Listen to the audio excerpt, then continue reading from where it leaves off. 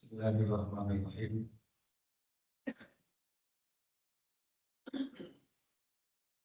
Assalamualaikum warahmatullahi wabarakatuh. Alhamdulillah. Alhamdulillahirabbil alamin wal aqibatu lil muttaqin wa la udwana illa 'alal zalimin. Wassalatu wassalamu ala khairil mursalin wa khatimil anbiya'i wal mursalin Nabiyyina Muhammadin wa ala alihi wa sahbihi wa man tabi'ahum bi ihsanin ila yaumiddin. Qala Allah Ta'ala fi kitabihil karim wa huwa asdaqul qailin. A'udzu billahi minasy syaithanir rajim. Bismillahirrahmanirrahim. Ya ayyuhalladzina amanu taqullaha wa kunu ma'as-shadiqin. Wa man yattasil billahi faqad hudiya ila siratal mustaqim. Ma'asyiral muslimin wa zumratil muttaqin. Alhamdulillah, pada kesempatan siang hari ini kita dapat melaksanakan sholat zuhur dengan berjamaah di sela-sela kita melaksanakan tugas di tengah-tengah mungkin berkas dokumen yang harus kita selesaikan. Kita dapat melaksanakan sholat zuhur dengan berjamaah. Mudah-mudahan Allah Subhanahu wa Ta'ala menerima seluruh amal ibadah kita, baik ibadah yang mahdhah maupun yang ghairu mahdhah, ibadah yang secara khusus terkait dengan hubungan kehambaan antara seorang makhluk dengan Khalik-nya, ataupun ibadah yang terkait dengan kontrak kesepakatan dengan sesama hamba di tempat kita bekerja. Mudah-mudahan semuanya menjadi bekal terbaik yang dapat berfaedah, bermanfaat bagi kehidupan kita di masa-masa yang akan datang. Ibu,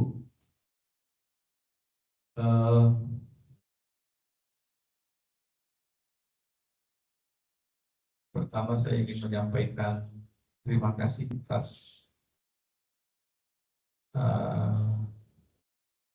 undangan yang disampaikan oleh DKM, dan sekaligus juga mohon maaf saya masih batuk-batuk di masa pemulihan. Jadi nanti kalau sampai berhenti gitu Pak ya.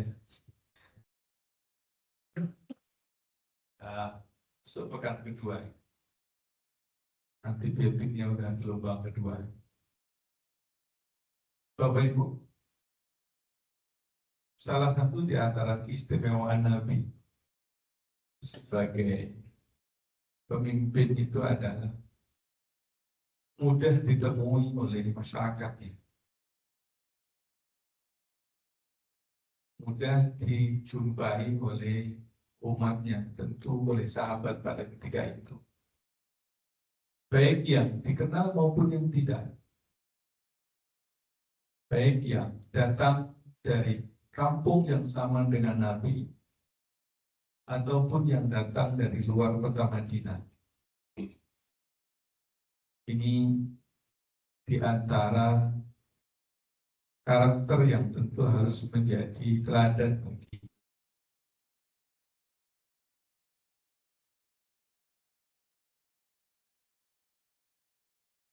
dalam satu kesempatan. Ada salah seorang Badui datang ke Madinah menjumpai Rasulullah Sallallahu Alaihi Wasallam.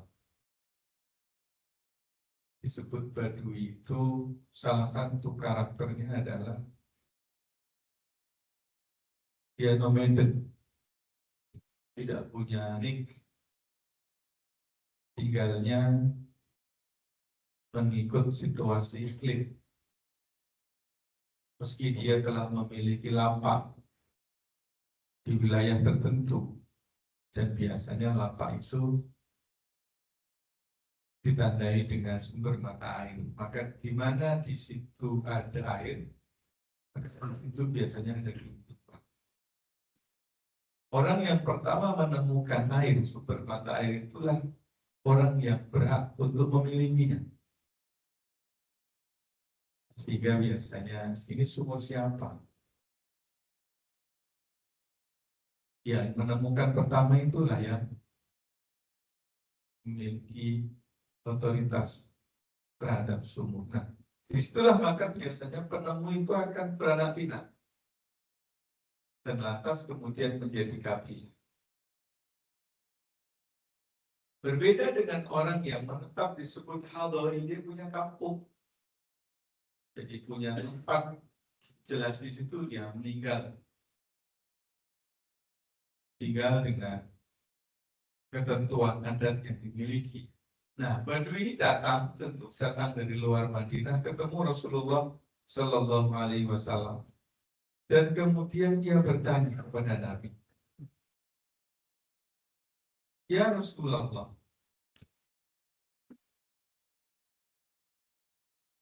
aqaribun rabbuna nunajihi amba'idun nunajihi. Kata orang Badui, wahai Rasulullah,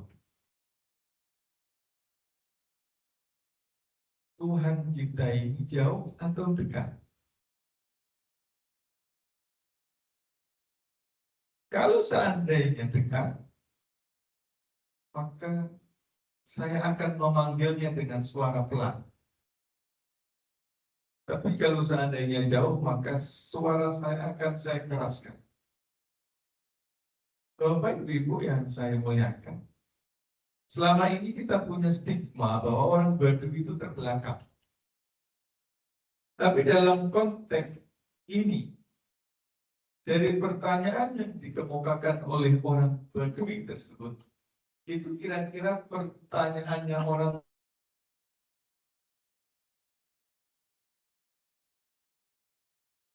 tes. Nanya yang pengen jawaban atau nanya yang punya concern lain. Nanya tapi ngasih opsi. Kalau Pak, akhir pekan, kita mau kemana? Mau ke Bogor, mau ke Puncak, mau ke Bandung. Ini kemana maksudnya? Pak, akhir pekan kita mau ke Bandung atau ke Puncak? Kalau Pak jalan Puncak, kenapa nggak ke Bandung aja? Tapi nanya, udah dijawab. Ibu-ibu begitu ya. Dari semalam berangkat udah pilih-pilih baju.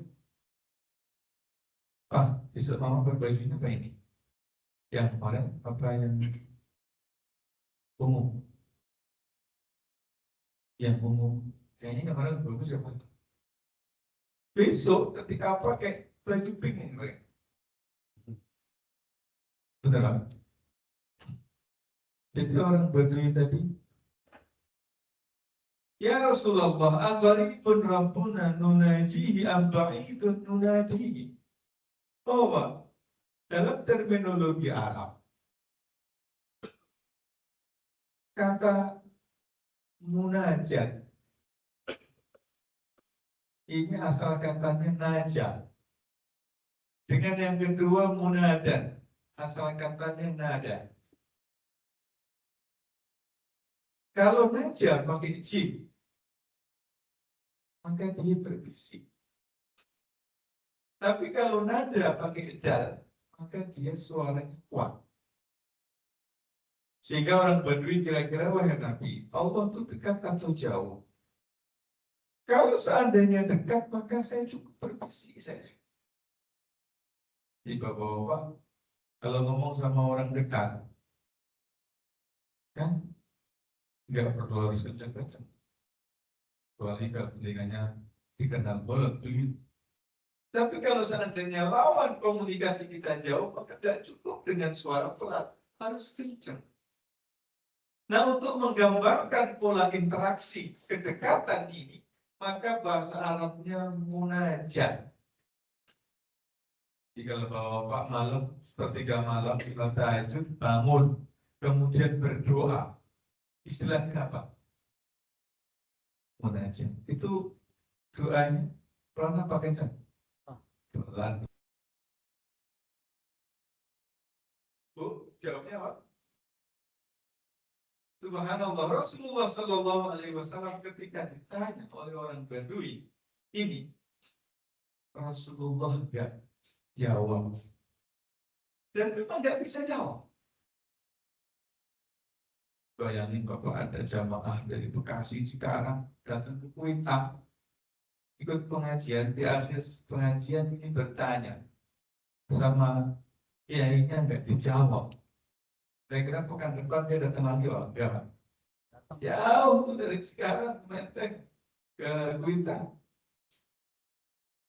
Rasulullah minta kepada orang Badui ini untuk balik nanti datang lagi. Rasulullah nggak jawab. Dan ini kebiasaannya Nabi. Jika Nabi itu tidak ngomong sesuatu yang dia nggak tahu.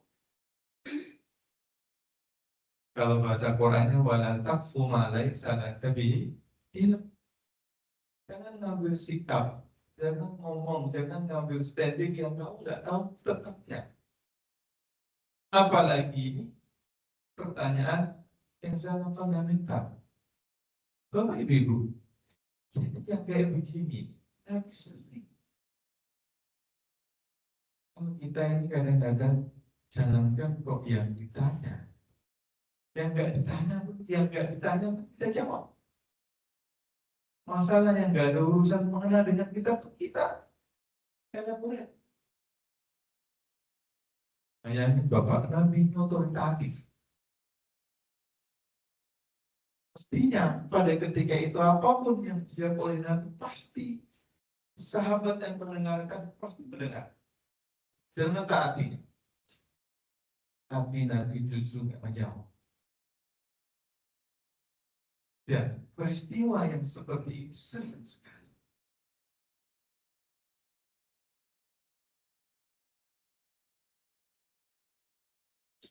Datang lagi hari ke-7, dari riwayat mengatakan sampai hari ke-40.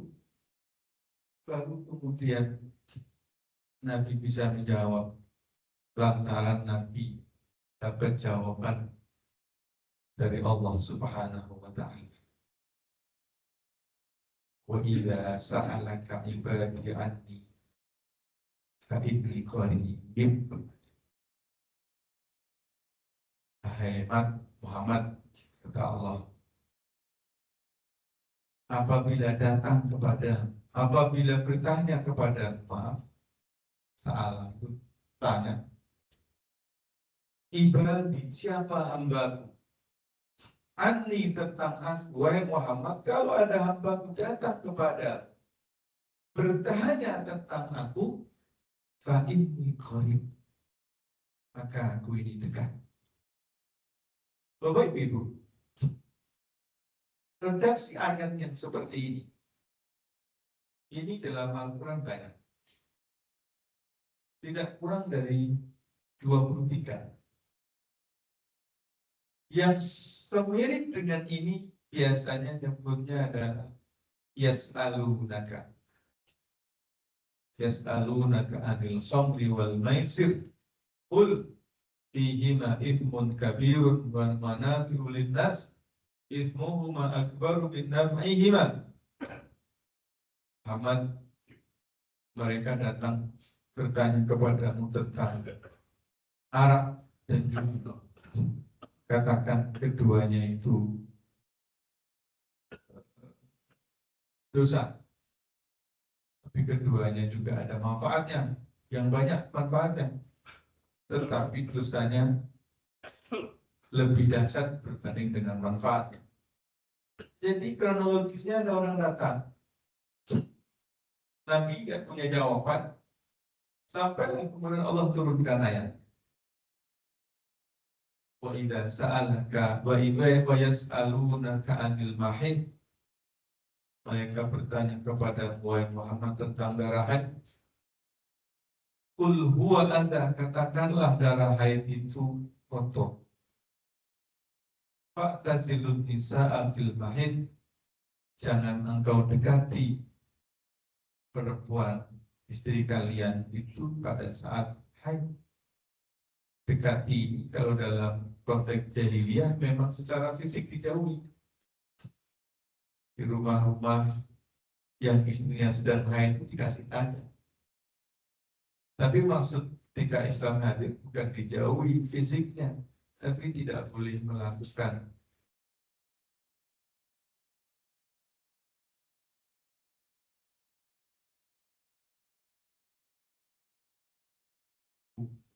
Allah memberi jawaban. Yas'alunaka madza yunfikun. Mereka bertanya kepada Muhammad tentang bagaimana cara mereka membelanjakan harta. Qul ma anfaqtum min khairin falil walidain, katakanlah perbelanjaan yang terbaik itu yang kamu gunakan kepada bla bla bla bla bla. Yas'alunaka 'anil jibal. Mereka bertanya kepada Muhammad tentang gunung. Qul yansifuha rabbi nasfa. Ini antara contoh-contoh ayat yang redaksinya sa'alaan yas'alunaka anil ahillah. Mereka bertanya kepada Muhammad tentang bulan sabit. Katakanlah Muhammad, qul hiya mawaqitu linnas. Bulan sabit itu adalah timing standard bagi orang. Maka zaman dahulu sebelum ada kompas, sebelum ada jam, sebelum ada teknologi yang yang menjadikan bulan sebagai mawaqit. Bapak Ibu bisa melihat. Nah, kalau dalam ilmu Quran kayak begini namanya asbabun nuzul. Ayat ini turun dalam situasi dan setting stories apa? Bapak Ibu yang saya muliakan,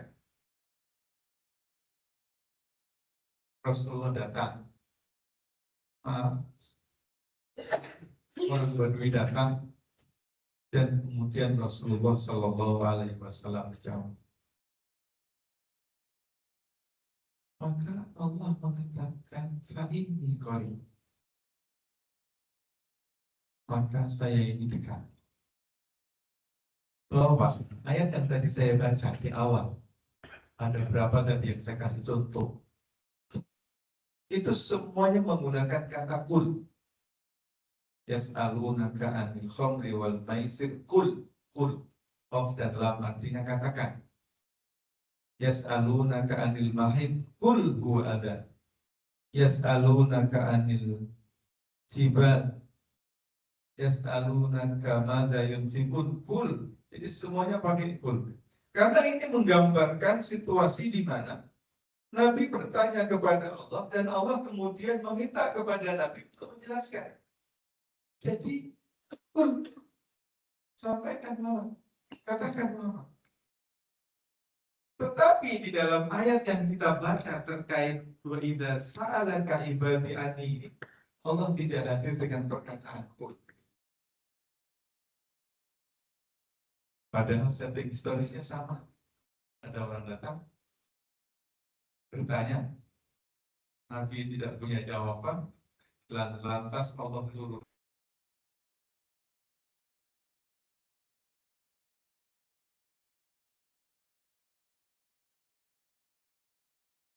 Di dalam ayat-ayat yang terkait dengan itu Allah selalu mengatakan kul. Tetapi di dalam ayat yang terkait dengan ini, farid ini, Allah tidak mengatakan kul, tapi langsung mengatakan fa'inni khan. Bapak Ibu, para ulama sastra itu kemudian menganalisa ayat ini kan bicara tentang kedekatan. Sehingga Allah ingin memberi pesan bahwa aku dekat. Meskipun secara faktanya bahwa yang menyatakan informasi kedekatan Allah dengan hamba itu adalah Nabi. Karena Allah tidak bisa bukan tidak bisa. Allah menghendaki manusia tidak berkomunikasi dengan Tuhan.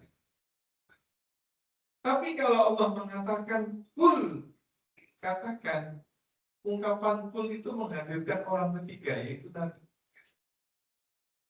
Seolah Allah ingin bilang, kalau saya mengatakan kul, itu nanti menegasi kedekatan aku dengan Allah. Kenapa? Sebab di tengah-tengah ada perantara. Siapa? Muhammad. Nabi. Di ulama sastra sampai sedetail itu memahami. Kalau yang lain kenapa tidak akul? Ya masalah. Karena memang tidak ada konteks soal kedekatan. Dan memang secara faktanya yang menyampaikan informasi itu adalah Nabi. Sehingga kalau Nabi diminta kul untuk mengatakan, nah wajar. Tapi kalau ayat yang bicara Al-Baqarah 186 bicara tentang kedekatan seorang hamba dengan Tuhan, meski faktanya Nabi yang menyampaikan informasi, tapi perkataan dua huruf kul, qaf dan lam itu bisa menjadi kontraproduktif dengan makna kedekatan. Maka seolah-olah biar aku sendiri yang jawab. Fa'inni qarib, maka aku ini dekat. Dan dengan jawaban itu memperkuat bahwa Allah itu dekat. Bapak Ibu bisa melihat. Lantas kemudian Allah mengatakan, ujibu da'watad da'i idza da'a. Saya akan mengijabahi. Kalau orang sekarang mungkin nyebutnya merespon gitu ya. Ujibu. Saya akan menjawab. Saya akan mengijabahi. Saya akan merespon da'watad da'i. Doanya orang yang berdoa. Doanya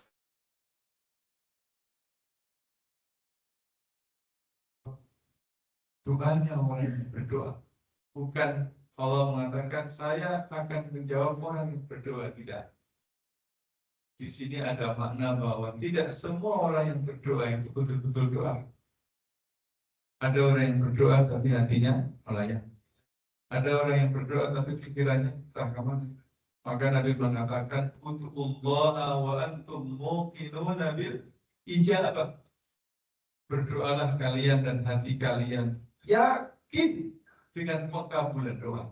Maka ungkapan ujibu da'watad da'i itu ingin menggambarkan yang akan saya ijabahi itu adalah orang yang betul-betul berdoa. Ujibu, saya akan menjawab, mengijabahi da'watad da'i, doanya orang yang berdoa. Beda kan dengan ungkapan saya akan mengijabahi orang yang berdoa. Tidak. Sama seperti bapak-bapak, kita ini bisa nyanyi, bisa korek lah, bisa tilawah. Tapi tidak semua kita bernyanyi. Kita bisa ngaji, tapi tidak semua kita korek. Sama. Hampir tidak ada orang yang tidak berdoa. Tapi pertanyaannya, apakah doanya itu betul dibarengi dengan keyakinan tersebut? Maka kemudian muncul rumusan, jadi syarat supaya doa itu terijabahi adalah betul-betul berdoa dengan zahiran wa batinan. Idza da'an, gak cukup dengan itu, ditambahin lagi oleh Allah, idza da'an, apabila dia berdoa kepada ada orang yang berdoa kepada yang lain. Coba, udah 25 menit. Bapak nyadar gak? Sebetulnya ayat ini itu ngebahas apa sih? Ngebahas di mana Allah? Atau ngebahas tentang doa? Ada? Ini satu ayat selama. Pak. Nyadar nggak? Sebetulnya ayat yang kita bahas ini sebetulnya sedang bahas tentang di mana Allah. Atau tentang bahas tentang doa, atau bahas tentang orang Badui yang kritis.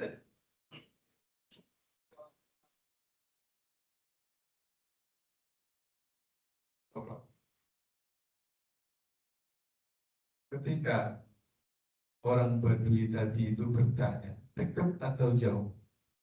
Kalau dekat saya bisik-bisik saja. Kalau jauh saya akan suara kuat. Pertanyaan opsional kayak begini, itu kalau dipilih salah satu.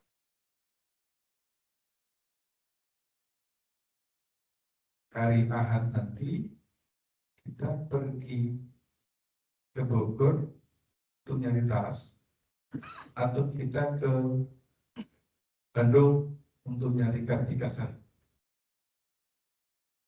Kalau jawabannya ke Bogor, maka pasti dapatnya.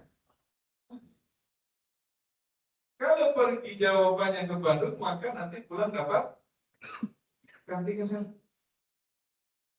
Maka ketika jawabannya dekat, maka kan mestinya adalah pelan-pelan. Kalau jauh, sok atau suaranya dikeraskan. Tapi hebat dan menariknya Allah ketika menjawab saya itu dekat. Dia tidak mengikuti pola yang sedang dibangun oleh orang Badui. Dan ini Allah yang maha hebat. Kalau kita ini, kalau dikasih opsi begitu, pilih satu, pasti jawabannya ya satu. Jadi begini maksudnya Pak. Meskipun Allah itu bilang saya dekat, tapi Allah tidak mengikuti pola pikir yang sedang dibangun oleh orang Badui. Meskipun aku dekat, tapi kedekatan aku ini enggak dalam konteks apakah kalau kamu mau interaksi dengan saya, kamu harus pelan-pelan atau kamu harus kencang. Hebat kan? Jadi kalau kayak gitu, ya, terserah. Yang dekat. Persoalan kamu kalau mau komunikasi dengan saya mau pelan-pelan, Anda mau kencang ya? Secara fikih maka semestinya perdebatan soal doa itu harus pelan atau harus kencang, itu menurut konteks ayat ini enggak relevan lagi. Pelan kencang. Puji tidaklah dari kita. Saya dekat, tapi dekatnya saya tidak memaksakan harus pelan. Saya mendekat, tapi dekatnya saya tidak kemudian saya menolak kalau kamu mau ngomong keras. Ini bahasa saya ya. Jadi terserah mau kenceng mau pelan. Penting saya dekat dan saya akan mengijabahi doa orang yang berdoa. Makanya bahwa perdebatan soal doa pelan atau kenceng, kalau dilihat dari perspektif ini jadi nggak relevan. Kenapa? Karena pada faktanya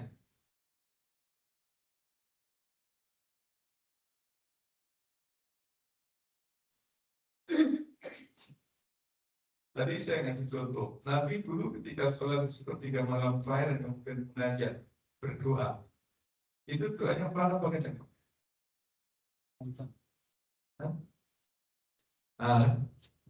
Ketika khutbah Jumat berdoa di khutbah kedua, itu pelan apa kencang Pak? Kencang.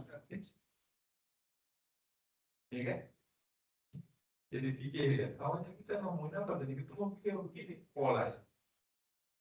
Bapak, ini kebetulan tadi kita doanya nggak kencang. Jadi kalau hari-hari doanya kencang apa nggak Imam? Kencang. Atau pelan? Kencang. Atau tergantung Imam? Saya ingin tanya, Bapak kalau habis sholat, itu zikir kan? Bapak baca apa Pak? Setelah sholat salam? Istighfar ya? Istighfar 3 kali. Terus habis itu apa lagi? Habis itu apa lagi? Habis itu apa lagi? Habis itu apa lagi? Subhanallah 33. Alhamdulillah 33. Allahu Akbar 33. Kemudian ditutup Allahu Akbar. Pertanyaan saya, Bapak bisa hafal dan kemudian mengamalkan doa itu dari mana Bapak tahu? Dari Ustaz, ya. Dari guru, ya. Dari guru-gurunya, ya. Shortcutnya, siapa kira-kira pihak yang pertama kali tahu caranya Nabi berdoa kayak gitu? Sahabat. Jawaban tetap. Pertanyaan saya, sahabat bisa dengar Nabi doa kayak begitu? Itu kira-kira Nabi doanya apa nih?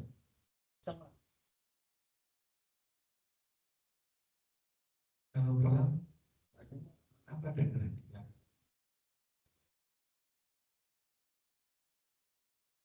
Kan? Karena ada sahabat yang bercerita bahwa Nabi kalau habis sholat itu bacanya begini-begini. Itu kan secara nggak langsung menunjukkan bahwa berarti sahabat itu dengar. Kalau nggak dengar nggak bisa cerita. Apalagi hadis-hadis terkait dengan doa itu dalam bahasa hadisnya, dalam kitab hadisnya satu. Karena Rasulullah Sallallahu Alaihi Wasallam yang guru kata wa kata aqabas salat. Kebanyakannya kayak begitu. Dulu Nabi Muhammad Sallallahu Alaihi Wasallam itu selepas sholat membaca ini. Jadi kalau bisa bercerita kayak begini berarti kan dia dengar dong. Kalau dengar berarti ada ucapan yang terdengar dong. Kalau ada ucapan yang terdengar berarti ada ucapan yang keras dong. Ya.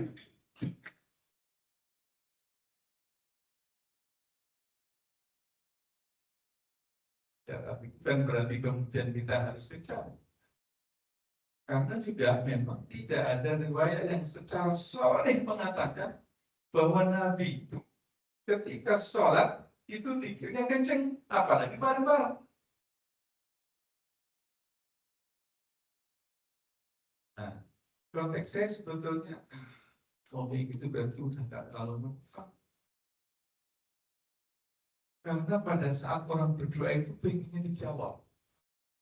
Dan katanya Allah, uji budak watadai ila ta'inni qarib uji budak watadai ila ta'an.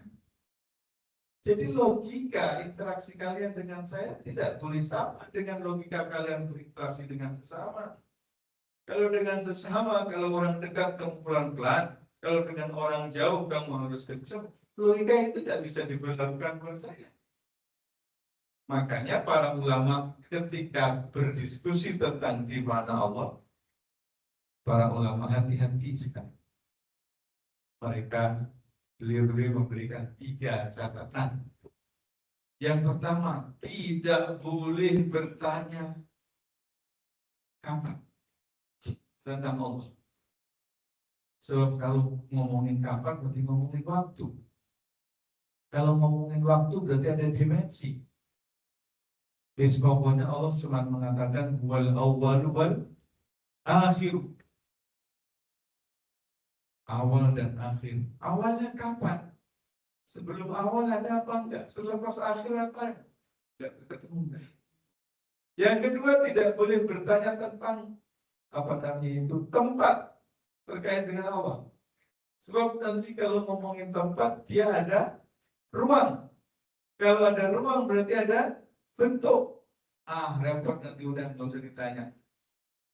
Yang penting Allah menyebutnya apa namanya? Alal arsy istawa. Bentuknya wallahu alam, bagaimana dengan tidak. Jadi yang pertama tidak boleh bertanya tentang kapan, tidak boleh bertanya tentang tempat, dan yang ketiga tidak boleh bertanya tentang bentuk. Hati-hati. Kadang-kadang kita berdebat soal di mana Allah dari bukan. Pertanyaan ini kemudian menjadi standar, dia ini sama dengan saya apa tidak? Kadang-kadang begitu. Ya, Pak ini korupsi dekat. Tapi dekat saya tidak seperti dalam logikanya orang Badui. Kedekatan saya uji Buddha wadat dan ibadah. Maka syarat doa itu dimakbulkan oleh Allah Subhanahu wa taala yakin idadaan. Para mutawak mengatakan apa? Udhullah wa antum muqinuna bil istimewa. Ibadah yang paling enak itu ya doa. Dan kita disuruh minta. Dan sudah pasti digaransi oleh Allah Subhanahu wa taala akan dijawab permintaan itu. Mana ada Bapak sedermawan-dermawannya Bapak, ada nggak Bapaknya Bapak? Belum tak apa. Terus sering-sering minta Bapak, kira-kira masih senang atau udah atau gedek sebaliknya. Allah justru mengatakan walladzina yastakbiruna ibadati sayadkhuluna jahannama dakhir. Orang yang enggak berdoa, yang enggan berdoa, yang enggak mau berdoa, yang enggak mau minta sama Allah itu disebut sebagai orang sombong. Nah, makanya kemudian Nabi mengatakan dalam sabdanya, "Ma min muslim, tidaklah seorang muslim yad'u bida'watin dan berdoa kepada Allah dengan sebuah doa laisa fihi ithmun wala qati'atu rahimin, yang di dalam doanya tidak ada unsur dosa, tidak menjahanamkan orang, tidak mendoakan keburukan orang, tidak melaknat orang, wala qati'atu rahimin, dan di dalam doanya tidak ada unsur memutus silaturahim, kecuali akan diberikan pembalasan dalam 3 bentuk. Yang pertama cash. Saat ini berdoa, saat ini dijawab. Saat di dunia berdoa, saat di dunia juga ditunjukkan kemakbulan doa. Kalau ini tidak, yang kedua, ayyusraf an musu mithlahu. Doa yang dipanjatkan itu akan menjadi penghalang takdir buruk yang telah ditetapkan kepadanya.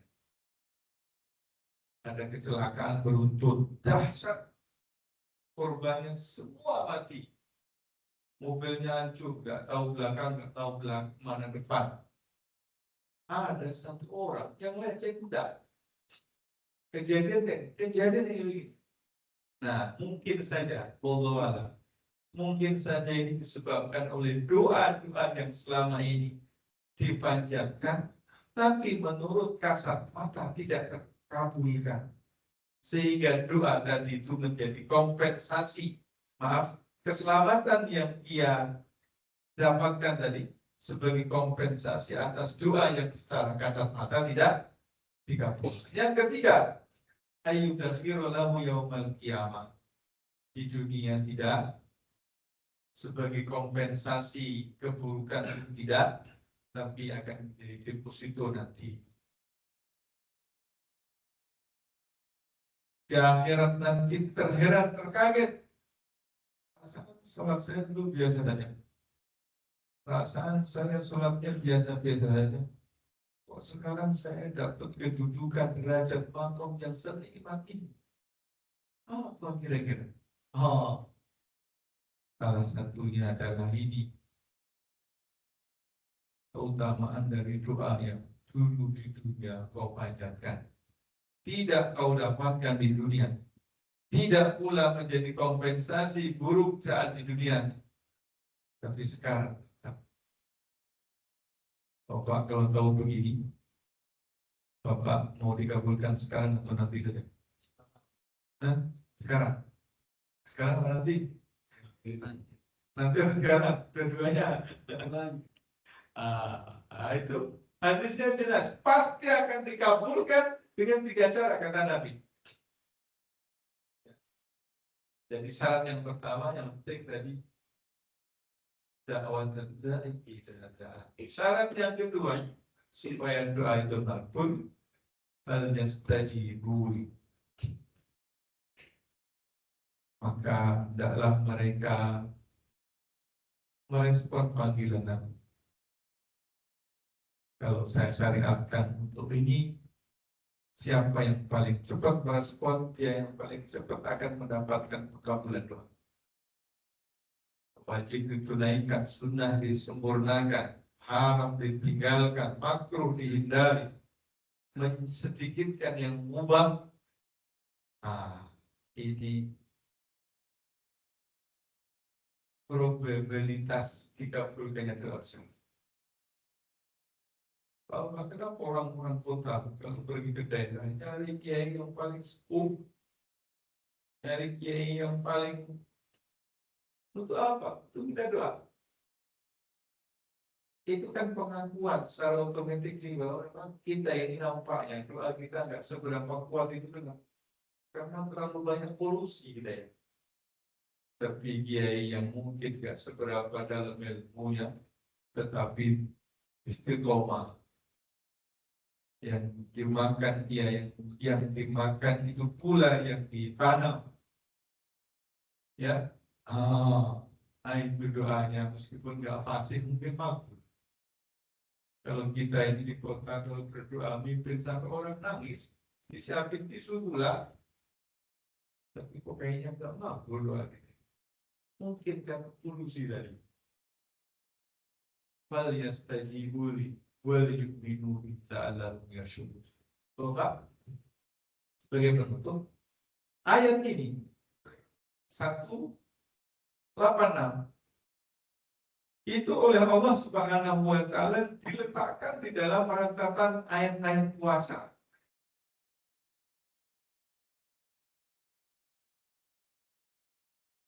Ya, 184 Syahrul Ramadan alladzi unzila fihil Quran. Ayat 185 ayyamam ma'dudat, semuanya puasa. 186 wa idza sa'alaka. Ini bukan ayat puasa ini. Ayat doa ayat tentang Allah tadi. Kemudian 187-nya uhillat lakum lailatas siyamir rafat, di malam hari pada bulan Ramadan boleh kamu berhubungan badan dengan suami. Balik lagi ke puasa. 188 tema tentang puasa. Pertanyaan kita, kenapa Allah menyelipkan satu ayat kan tentang ayat puasa di dalam rentetan ayat-ayat puasa? Kok nyelip itu kenapa? Ayat 183 puasa deh, 184 puasa, 185 puasa, 186 nggak ada bau-bau puasanya. Sampai awal ayat sampai akhir ayat nggak ada bau puasanya.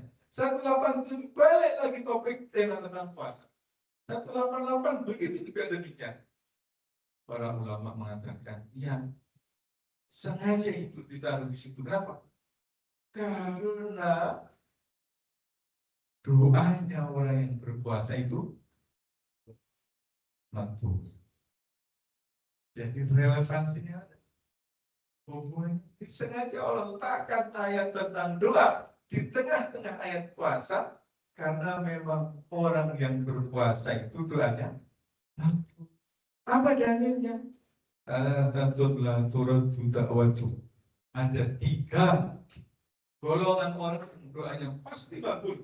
Yang pertama imam adil, pemimpin yang adil.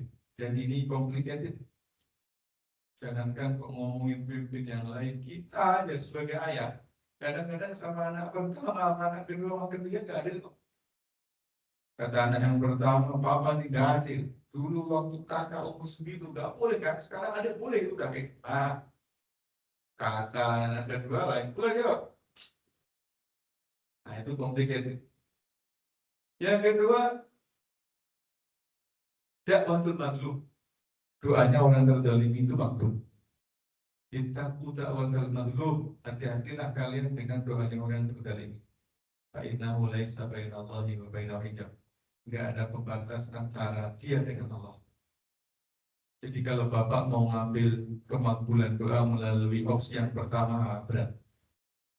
Jangankan kok di bawah staf. Sama keluarga sendiri aja kita nggak dianggap adil. Opsi kedua lah, dakwah doanya orang itu dari ibu mau doanya dikabulkan melalui pintu dizalimi. Tidak mau.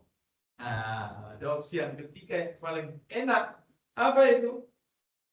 Wah, waktu sholat. Orang kita ngomongin puasa. Doanya orang yang lagi puasa.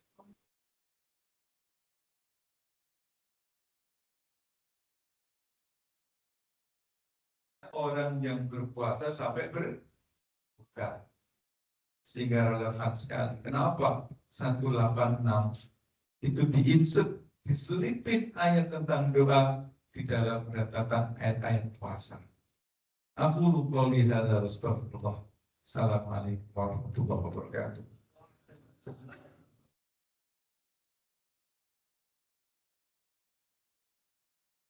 Terima kasih. Barangkali dari hadirin ada yang mau ditanyakan. Silakan. Ini.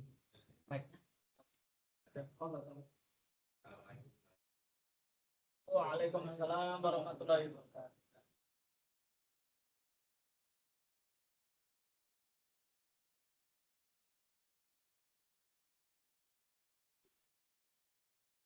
Jadi dia manusia biasa dengan segala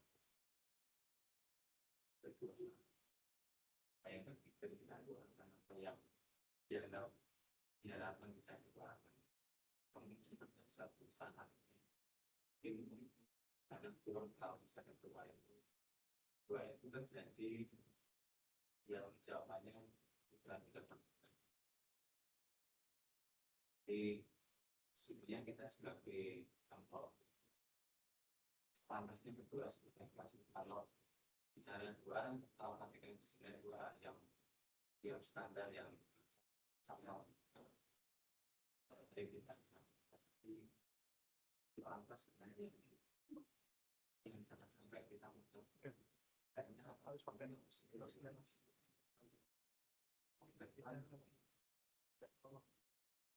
kita masuk itu seperti harus karena banyak keselebaran hasil yang sedikit telah seperti yang terjadi di Jawa Timur itu bukan hasil presiden akal saya kira itu dua saja tadi. Baik, jadi pertanyaannya juga yang terkait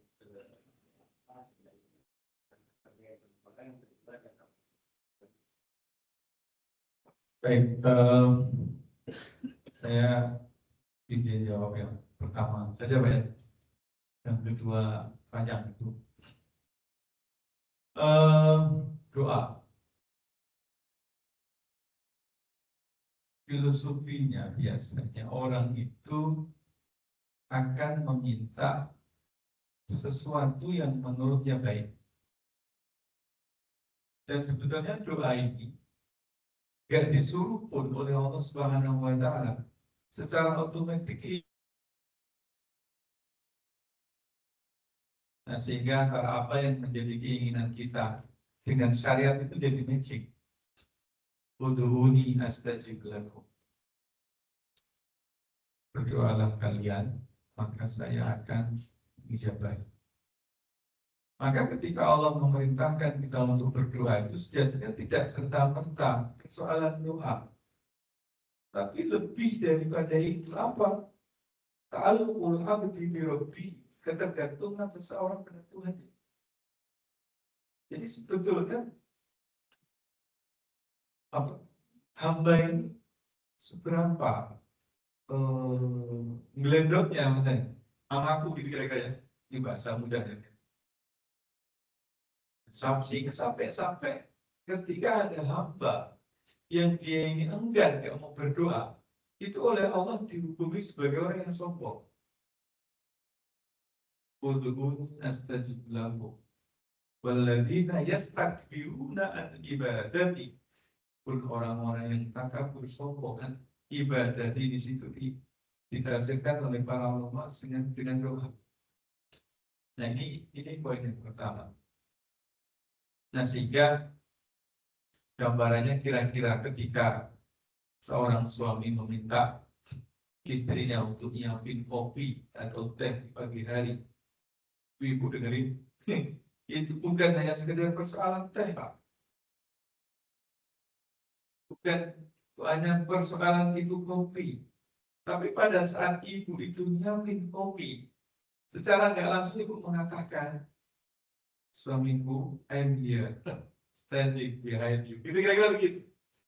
Jadi bukan hanya persoalan bikin sendiri, orang sekarang udah mudah tinggal mencet doang. Bukan persoalan itu.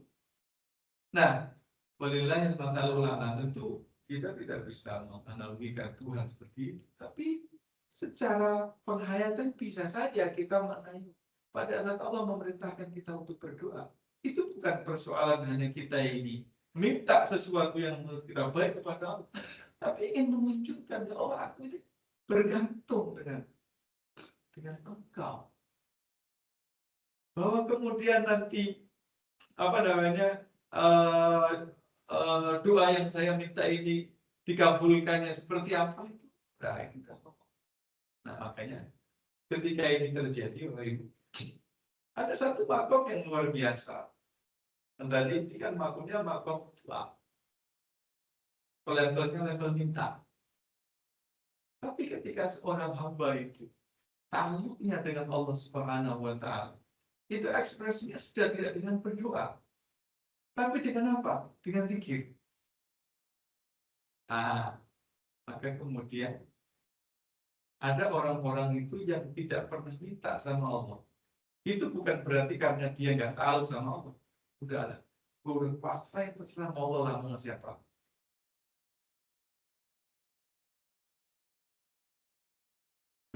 Ada begitu. Udahlah, pokoknya yang dipilih Allah untuk saya itu yang baik. Sehingga dia fokusnya apa? Bukan fokus minta, tapi fokus membangun kemesraan dengan Allah. Makanya di dalam hadis qudsi Allah mengatakan, man syaghalahu dzikri an mas'alati.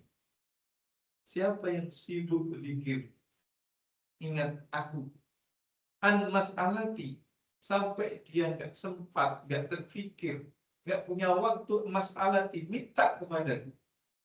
Jadi ini makomnya makom sudah nggak minta-minta lagi, tapi lebih sudah makom pikir. Kayak pikirnya kan juga nggak ada batasan. Kuruni apa namanya? Dalam kuruni zikron katsira, disuruh sebanyak-banyaknya zikir kan? Nah, Allah mengatakan dalam hadis qudsi tadi, akto itu barang siapa yang dia sibuk pikir sama aku sampai nggak sempat minta kepada akto itu aku akan beri kepadanya bi afdhali, dengan yang lebih afdal, ma akto itu lisaili, dengan sesuatu yang lebih afdal dari apa yang aku berikan kepada orang yang minta. Nah, ini makomnya orang yang dekat, Pak. Kadang-kadang ada orang, ya kan? Tenang hidupnya, nampak nggak apa, udah. Nah, kata Allah tadi, saya akan kasih sama orang yang ingat kepadaku lebih baik daripada yang aku berikan kepada orang yang minta. Bukan berarti yang minta itu nggak baik. Ya, namanya juga orang itu menuju kedekatan kepada Allah kan berlapis, Pak, sama seperti perintah itu ada yang wajib, ada yang sunat, ya kan? Ada yang mencukupkan dengan wajib, tapi juga ada yang lebih dekat dengan menyempurnakan itu. Nah, kira-kira. Nah, Bapak kira-kira masih di makom zikri atau masih di makom doa, makom doa atau makom zikri? Tapi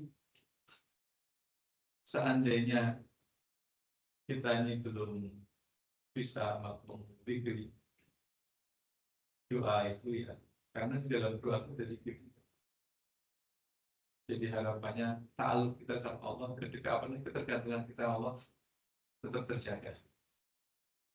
Nah, yang terakhir, logika seorang manusia kalau minta, itu pasti minta yang terbaik menurut dia. Cuman itu kan menurut dia. Apa yang baik menurut kita sebagai orang yang minta, belum tentu sama dengan yang baik menurut Allah sebagai memberi. Dan disinilah kadang-kadang yang kita minta itu sepertinya tidak dikabulkan. Kata Allah, itu kan baik menurut Allah. Belum selesai. Bapak kalau pulang, anak bapak yang kelas 5 SD itu nangis. Apa? Belikan adik pistol.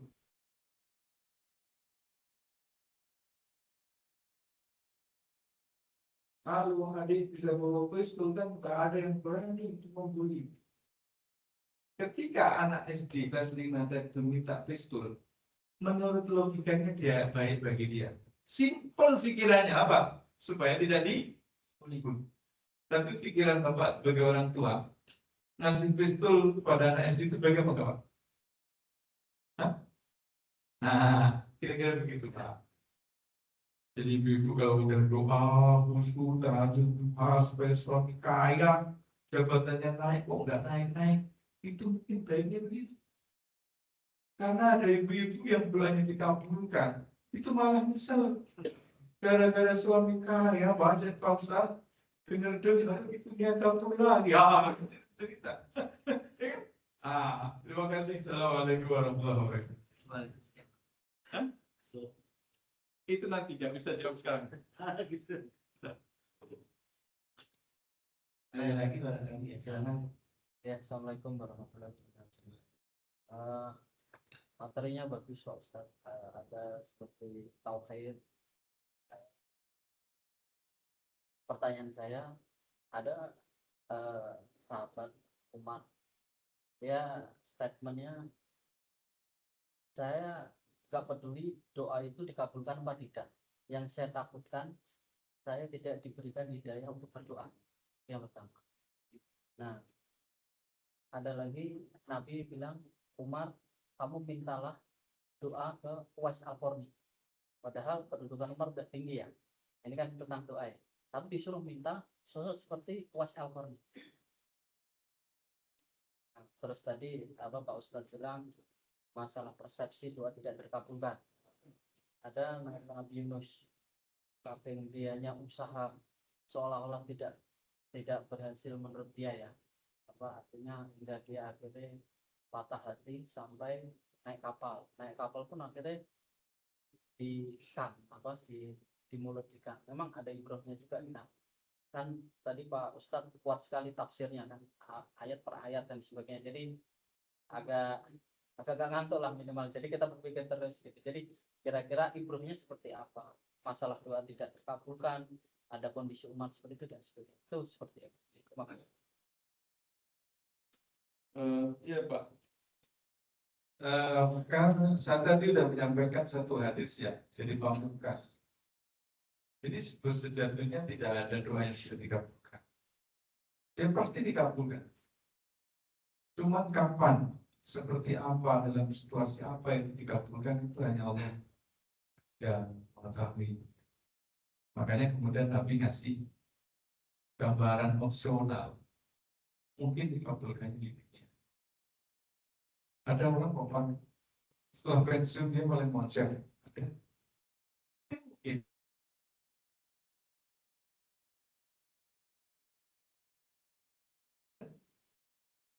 Ada juga ya, doanya dikabulkan siapa sih mati. Nabi Ibrahim itu dia berdoa, minta salah satu saja yang diminta. Salah satu dari keturunannya itu ada yang jadi nabi. Cuma satu saja yang diminta. Tapi justru anaknya, keturunannya dari Nabi Bani Israel. Dari Siti Sarah punya Ishak. Ishak punya Yakub. Sampai ke bawah Ishak itu keturunannya Ishak Yakub. Dari Siti Hajar punya Ismail. Padahal yang diminta oleh Nabi itu cuma satu, maksudnya Nabi Muhammad itu. Rabbana wab'ats fihim rasulan, satu. Ini minta. Para ulama mufasir sepakat seorang rasul ini yang diijabahi adalah dengan diutusnya Nabi. Jarak antara Ibrahim sampai Nabi Muhammad itu kapan? Jadi kalau ibu bapak didik anak sudah jatuh bangun kok misalkan masih belum sesuai, sabar, cucu nanti. Mungkin buyut nanti. Kalau anak yang satu nggak jelas mungkin yang lebih kuat. Ya Bu ya, seperti sarang memang aja itu kan. Nah, ini maksud saya Allah. Ya, kapan, di mana, dan seperti apa. Yang pasti akan dikabulkan. Wallahu a'lam bishawab. Alhamdulillahirabbil alamin. Shalatu wassalamu ala asyrafil anbiya'i wal mursalin wa ala alihi washabihi ajma'in. Allahumma afina wa'fu'anna warḍa'na wa'afirna wa'afir lana bi rahmatika Allahumma inna nas'aluka al-fahma nabiyyin wa hifdzal mursalin wa ilhamal malaikatil muqarrabin Allahumma aghnina bil ilmi wa zayyinna bil ilmi wa aqimna bit taqwa wa jannibna bil afiyah. Allahumma ansuril Islam wal muslimin Allahumma ansur ikhwanana al mujahidin fi Palestina Allahumma sur ikhwanana al muslimin fi Sudan Allahumma aslih dhata bainihim bi rahmatika ya arhamar rahimin Allahumma ij'al baladana hadhihi Indonesia baldan mutma'innan rakha'an musa'ira biladil muslimin Allahumma waffiq ulata umurina rabbana taqabbal minna innaka antas samiul alim wa tub 'alaina innaka antat tawwabur rahim rabbana atina fid dunya hasanah wa fil akhirati hasanah wa qina adzabannar